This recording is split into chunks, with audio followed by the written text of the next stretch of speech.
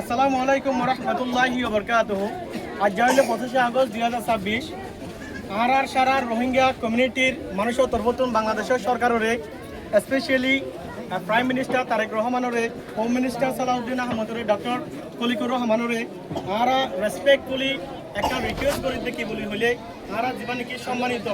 পুরা রোহিঙ্গা জাতির যেবা নাকি লিডার আছে হাফেজ আতাউল্লাহ আবু আহমদ জননী, যেবা নাকি আর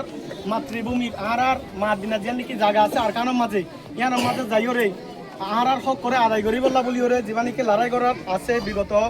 গোড়া বছর ধরি ওরে এবার জানাতে মাঝে অসুস্থর কারণে বাংলাদেশের মাঝে আসছে মানে মেডিকেল অ্যাটেনশন আল্লাহ বলি ওরে সেবা যত্ন করি বললা বলি ওরে মেডিকেল আল্লাহ বলি এতে বাংলাদেশের সরকারের বতুন আর যেবা নাকি রেসপেক্টেবল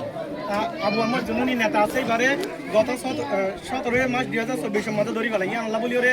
আর বেশি রেসপেক্ট বলি বাংলাদেশের সরকার ওরে, বাংলাদেশের পাবলিক ওরে, বাংলাদেশের প্রাইম মিনিস্টার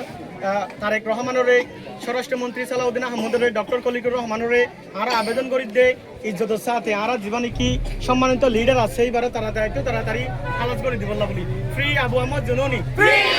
আবু আহমদ জননী, আবু আহমদ জননী।